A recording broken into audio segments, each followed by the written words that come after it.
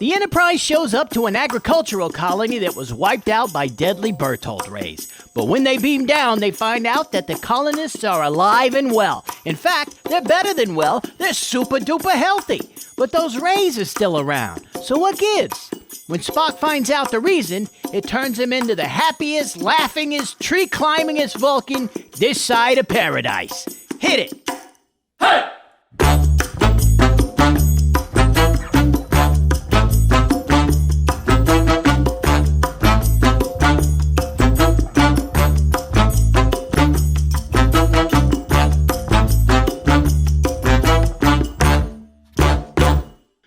Major guest stars this week. Playing colony leader Elias Sandoval is Frank Overton. This guy had a couple of pretty prestigious credits, including Sheriff Hecate in To Kill a Mockingbird and General Bogan in 1964's Failsafe with Henry Fonda, Walter Matthau, and like a million other people. And playing fellow colonist Layla Kalomi is Jill Ireland. She guest starred in episodes of Man from U.N.C.L.E., Mannix, My Favorite Martian, did 17 episodes of Shane, and was in such films as The Mechanic, Breakout, Love and Bullets, Death Wish 2, and Assassination. If you notice something in common with all of those movies, they ain't just by chance. They're all movies that star Charles Bronson. And that's because Charles Bronson is also known as Mr. Jill Ireland. The two were married from 1968 until her untimely death from cancer in 1990.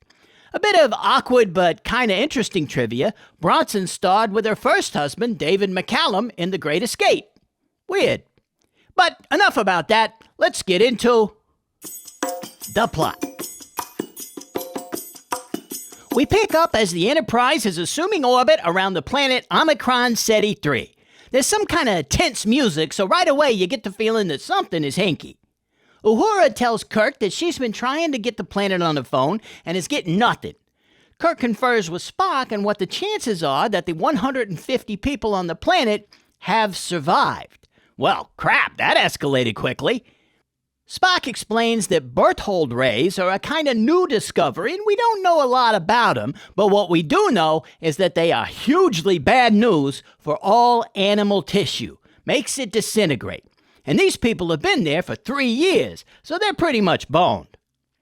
But it don't exactly work fast, so if we need to beam down to poke the piles of powdered colonists just to make sure, we can probably do that pretty safely. Kirk is like, cool, grab McCoy, some eggheads, and some poking sticks, and let's get down there.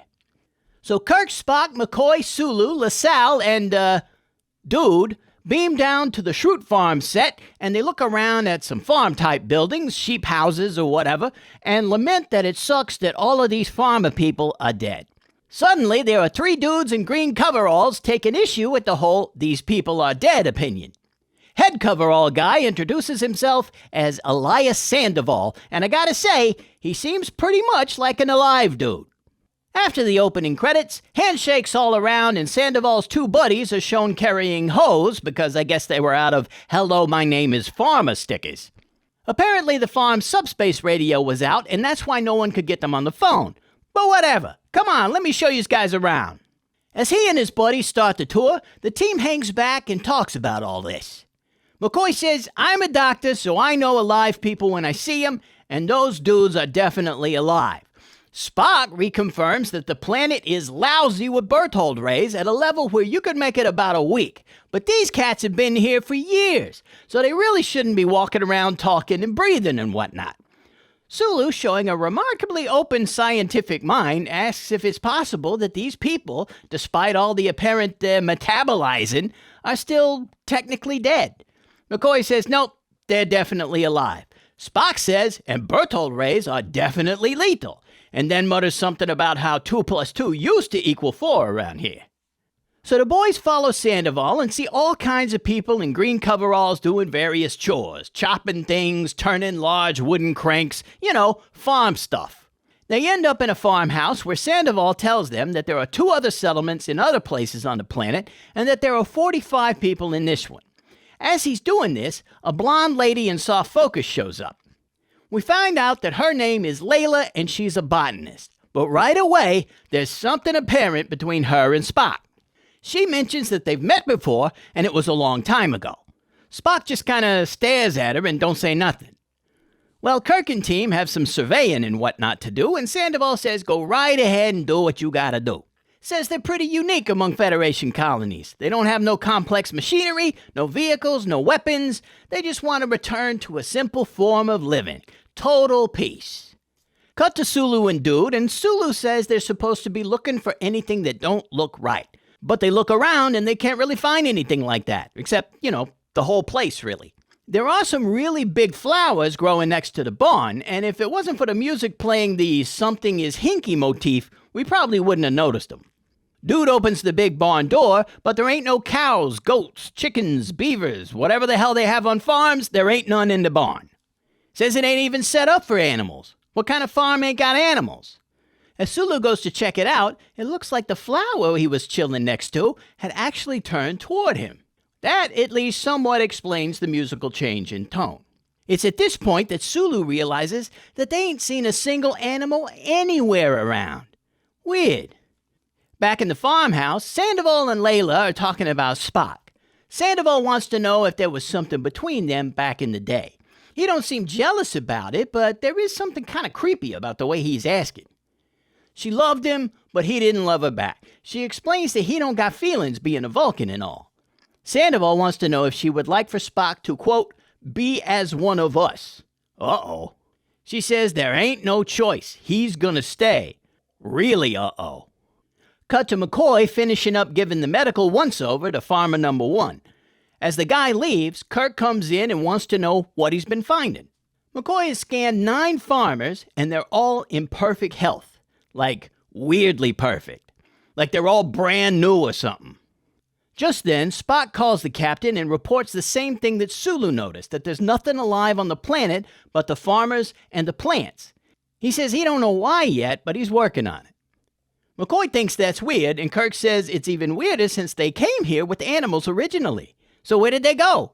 McCoy wants to see the medical records of the expedition before they got here, and Kirk happens to have just the thing on a red floppy. Just then, Elias, getting steadily creepier Sandoval, walks in and wants to take Kirk on that tour that somehow got forgotten about a while ago. Cut to some dirt, and Sandoval says it's perfect for growing stuff in it. Has lots of vitamins or whatever. Farmer doing farm things in the background. DeSalle shows up with a report for Kirk, and Sandoval says he needs to go farm. After he goes, DeSalle says, yeah, this planet is the most fertile dirt wad he's ever seen. But if these people are supposed to be an agricultural colony, they suck at it because they've only planted enough for themselves. Kirk says, why is this place so friggin' weird? As if on cue, McCoy calls and says, dude, you gotta come see this crap. Kirk heads that way. When he gets there, McCoy says that in the records that Kirk gave him, Sandoval supposedly had scarred up lungs from having pneumonia when he was a kid and had an appendectomy. But when he scanned the guy just a few minutes ago, he not only didn't have any scar tissue in his lungs no more, he had a brand spanking new appendix. Kirk just kind of stares at him until we cut to Spock scanning some wheat or whatever, and Layla walks up. He mentions how weird it is that there ain't animals, even insects, and yet stuff is growing. And she and her buddies ain't dead even though they're swimming in birdie rays. She says that can be explained, but I ain't gonna right now. Spock makes a 60s women, am I right, joke. They proceed to have 2 different conversations at the same time. He wants to know why they're alive, and she talks about how he acts like he don't understand emotions, but she don't buy it. Then she takes him to go check something out. We'll cut to Kirk telling Sandoval that they've got to evacuate since the planet is a death trap and everybody's a friggin' weirdo. Sandoval refuses, saying they're all fine. But what about the animals? Sandoval dodges the question and repeats that they ain't going nowhere. We'll cut to Spock and Layla, and she's leading him up a hill towards some more of those plants that Sulu was hanging out by earlier.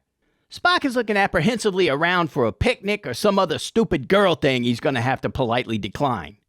They walk up to the plants, and she says she was the first one to find them and calls them the spores. Suddenly, Spock gets a shot of confetti in the face from the flower, and it really messes him up. Layla's starting to think she might have goofed up, but suddenly the tense music shifts to a more tranquil tune, and Spock has completely turned into Dino Valente over here. Layla talks about he's one of them now, and Spore Spock, Spork, professes his love for her and then kisses her. Come on, people now. After a commercial break, Sandoval reiterates that he and his fellow spore monkeys ain't going nowhere, and Kirk maintains that he's not correct about that. Sulu and Dude come up, and as Kirk is giving them orders about moving the spore monkeys, he realizes he ain't seen Spock or DeSalle in a while. He calls Spock up on the phone, and we cut to Spock's phone ringing, but he don't care.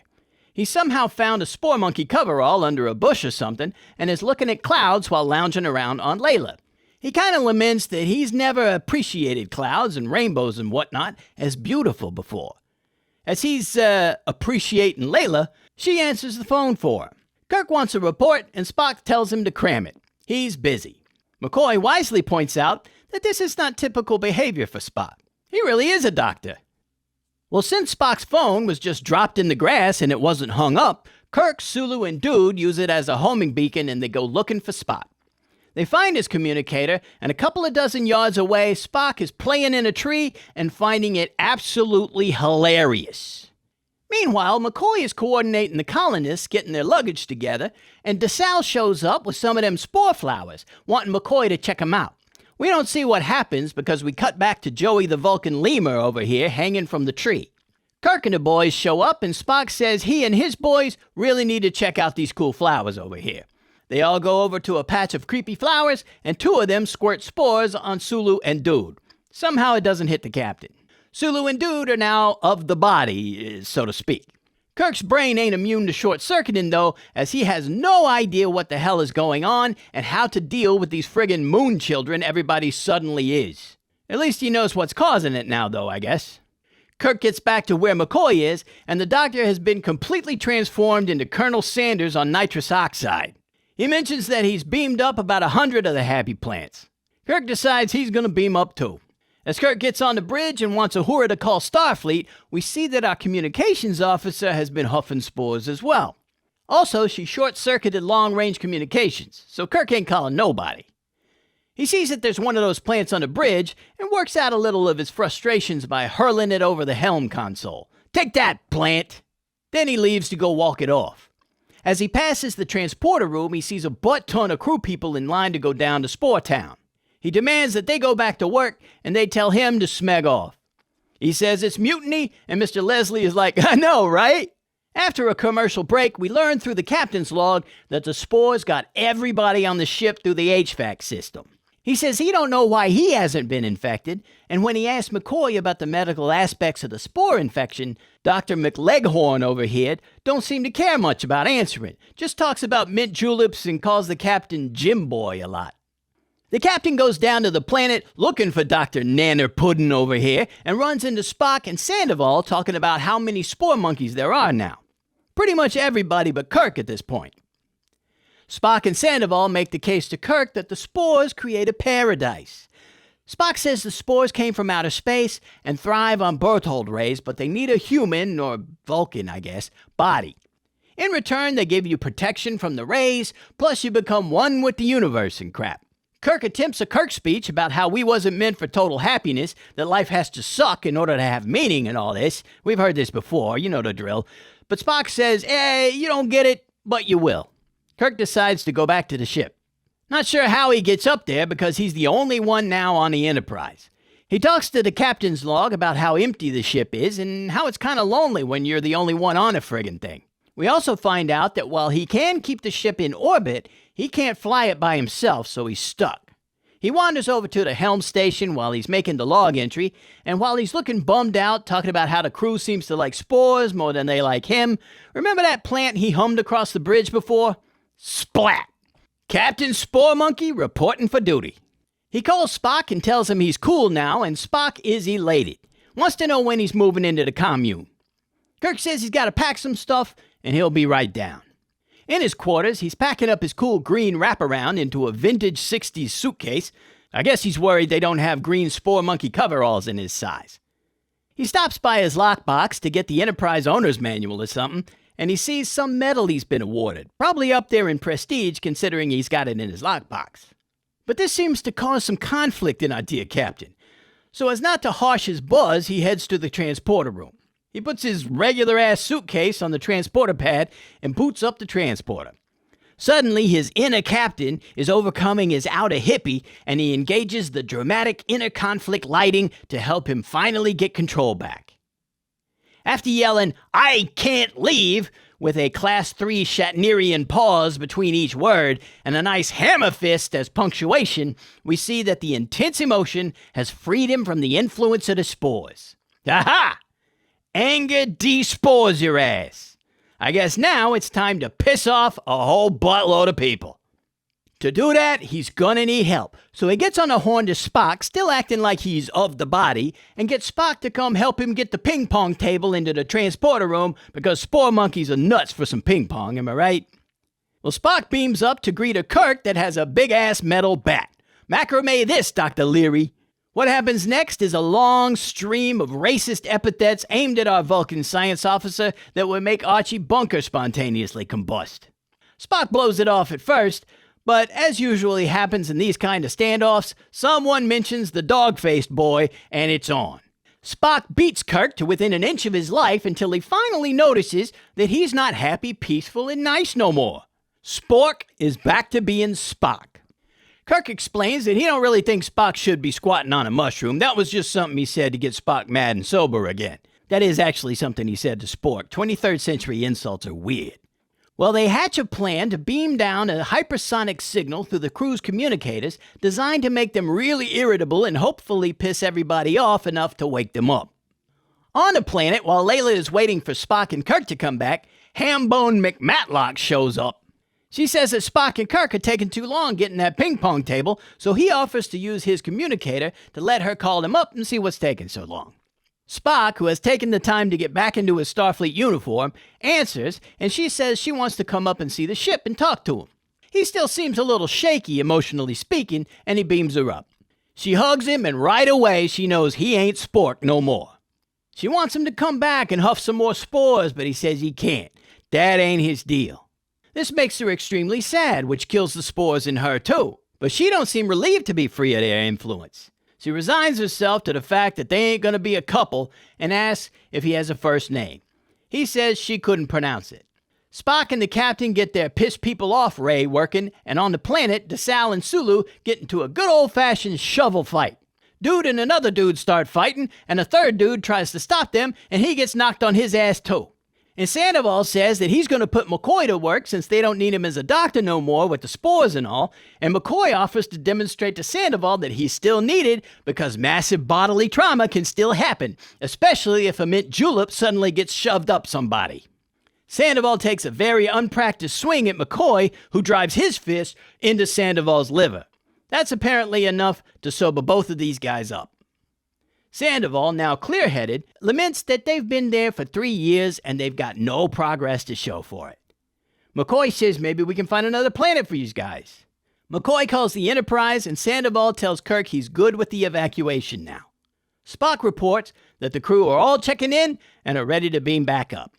In the epilogue, McCoy reports that all of the colonists are aboard and still in perfect health, so that's a bonus. McCoy makes a Garden of Eden reference, and Kirk says maybe we weren't meant for no paradise. Spock says maybe, but it was the first time he's ever been happy. So, bite me. And we roll credits.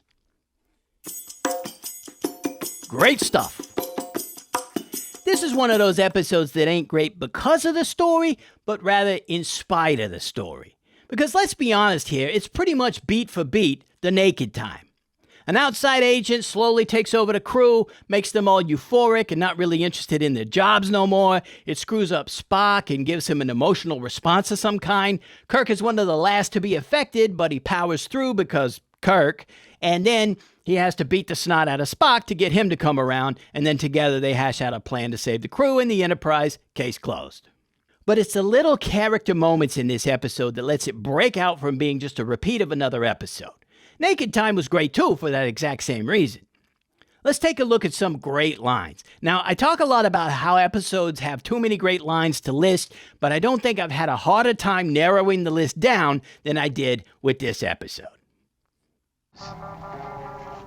When it comes to farms, I wouldn't know what looked right or wrong if it were 2 feet from me. You get these kind of meta lines a lot these days, but you don't usually see it in stuff from the 60s. I love that before we know anything about the plants or the spores, we get a fun bit of foreshadowing here. You were told to report to me at once. I didn't want to, Jim. Yes, I can see that. While it's fun to see Spock in this state saying this kind of stuff, this line is particularly great to show how Kirk's brain just ain't wired up to compute this level of insubordination.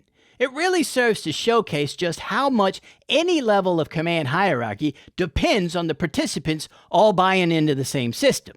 Yeah, if just one guy steps out of line, the system will retaliate and throw him in the brig or whatever. But if absolutely everyone decides to quit participating, there really ain't nothing the guy in charge can do about it. The system works only because everyone involved agrees to take part. If that don't happen, I don't care how many stripes you have on your sleeve, you ain't in charge of squat. Where's McCoy? He went off to create something called a mint julep. That's a drink, Jim. Captain. I don't know what it is about Nimoy's perfect delivery of this line, but no matter how many times I hear it, it always makes me laugh my ass off. Nimoy killed it. What makes you think you're a man? You're an overgrown jackrabbit, an elf with a hyperactive thyroid. Of all of the yo mama stuff that Kirk throws at Spock to get him pissed off, this is the best one. An elf with a hyperactive thyroid is such a weird insult, I have to wonder how long Kirk's been sitting on that one. We don't need you, not as a doctor. Oh, no?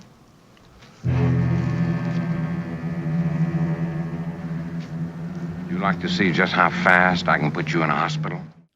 You'd think just being in the mindset Dr. Biscuits McCudzu over here would need to be in just to say something like this would be enough to snap him out of the whole spore thing, but not before we get McCoy spitting the kind of badassery we ain't seen since Space Seed.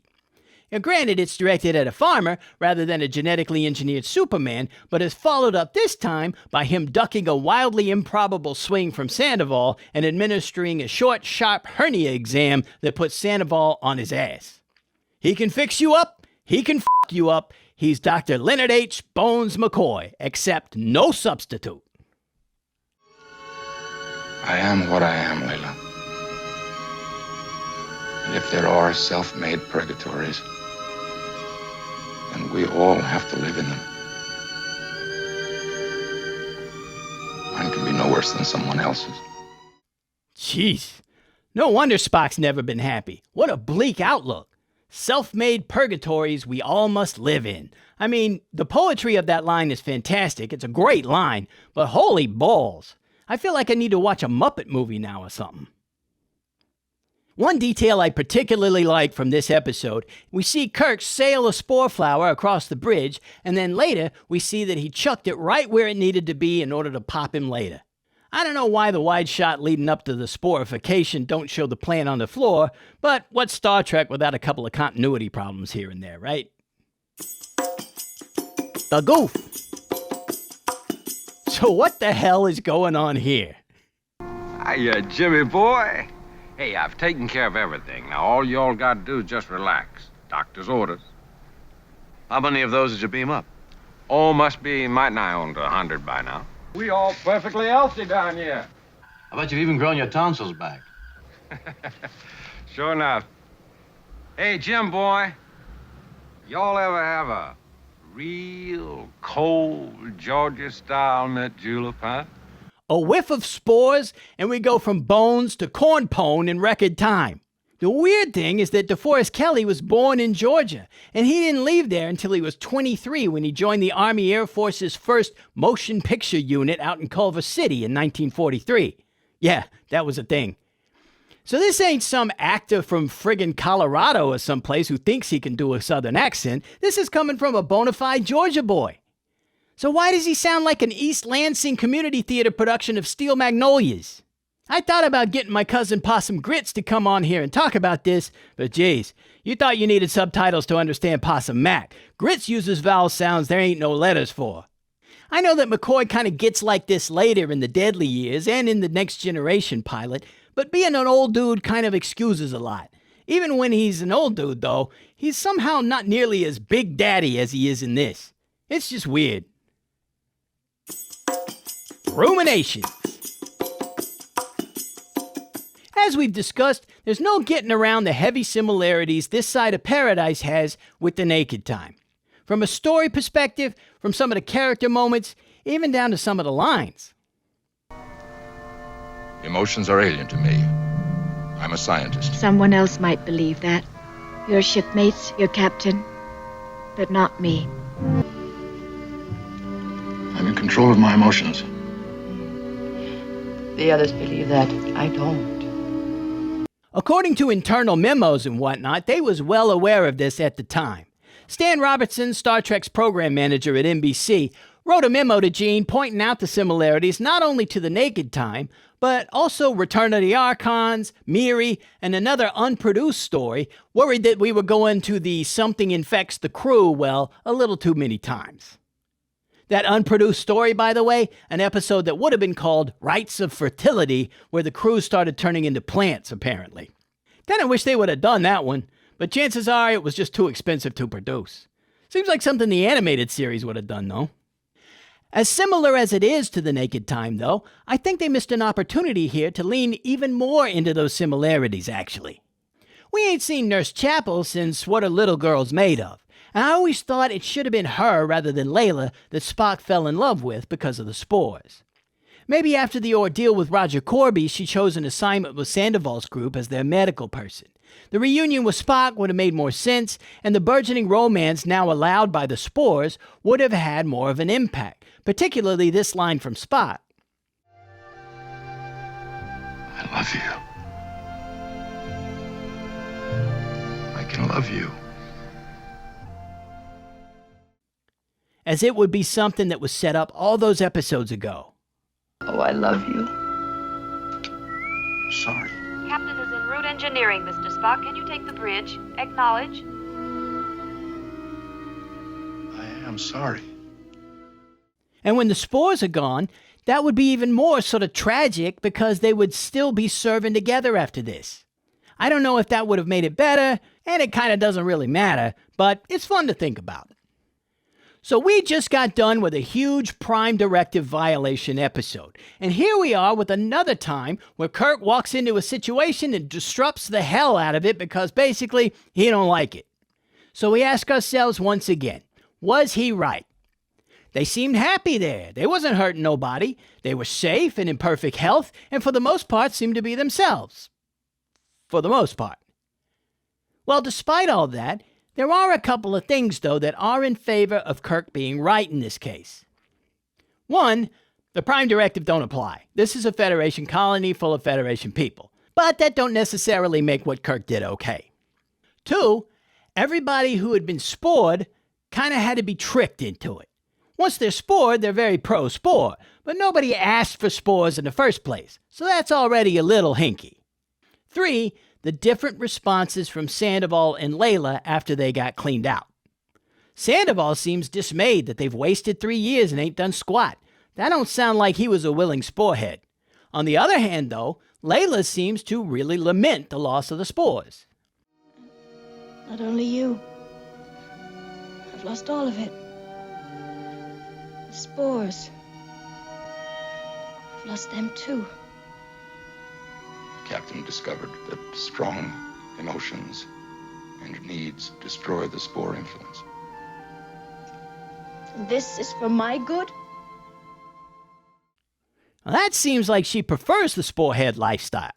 So it seems that even if everybody pretty much had to be tricked into getting spores, people could actually prefer it. So I think the right thing to do is clean out all of the colonists, then tell them, now that you've been all about that spore life, do you want to go back of your own free will? And if they say yes, honestly, I think they should let them. The spores don't seem to be any kind of Landru mind control. The people are still themselves, again with the possible exception of Spock. But the point is, while they was happy and peaceful, they was still working in the fields, maintaining their stuff, and having normal relationships with one another. So as long as they do have the chance to walk away from the spores whenever they want to, I don't really see a problem with letting sporeheads be sporeheads. Now with the crew, I don't know what kind of contract they have to sign when they join Starfleet, so they should still be the crew until they fulfill that obligation. But when they're ready to retire, or just when their tour is up, yeah, head back to Omicron Ceti 3 and tune in, turn on, and hoe some corn or whatever. And this is another instance of the Federation being presented with a miracle healing technology or agent or what have you, and then just completely walking away from it. The Caretaker's technology and shore leave, and now the OC3 spores. Seems like you could take people down to the planet, let them get spored up, and then all of their stuff goes away. They grow back their appendices and their tonsils and whatnot. Their scar tissue goes away. Who knows, maybe cure Star Trek stuff like Irumodic syndrome or whatever the hell Dr. McCoy's pop died of. Then you'd piss them off once they was healed, and voila, brand new dude. But we never hear about it again. Weird. So, what do you think about this? Well, that's the second time man's been thrown out of paradise. No, Bones. This time we walked out on our own. Maybe we weren't meant for paradise. Maybe we were meant to fight our way through. Struggle, claw our way up, scratch for every inch of the way. He returns to this sentiment a few times over the course of the series and the movies. They touched on it in The Cage, too, that sort of ennobling of hardship, humanity needs adversity thing. So I'll ask you again, do you buy that? I'm not sure that's not just a trip that society lays on us, but ain't really universally true, you know? And honestly, it's really only from the perspective of Western society that this assertion is made. Other cultures might too, but this lionizing of rugged individualism is pretty uniquely Western. There are a lot of Eastern cultures that value peace and balance over this growth through suffering thing. And as I mentioned the last time Star Trek made this point, this really feels like it's glorifying working your ass off until you die. Something the man would love for you to buy into whole hog. No, you don't need a raise or better working conditions. Us treating you like total garbage is for your own good. That which does not kill you makes us money. What? I said that which does not kill you makes you stronger. A German guy said that, so you know it's legit. That kind of thing just don't sit well. But that's me. I'm a different breed of cat, you know? One thing I do like, if that was eaten like they talk about at the end there, then don't that make Kirk the snake? Something to think about. So there you have it. This side of paradise. What do you guys think of this episode? Let me know in the comments down there. Would you have kicked over the sandcastle of paradise for the Omicron commune? Or do you think they got a raw deal? Let me know down in the comments. If you dug the video, do that whole like button and subscribe button. And if you really dug it, consider the join button as well. And remember, we got lots of Possum merch at 80studiosmerch.com. Next time, we answer the question, what if your pet rock came alive and was friggin' pissed? Find out how that would go next time when we take a look at Devil in the Dark. Until then, possum friends are awesome friends. Take it easy, all right? Later.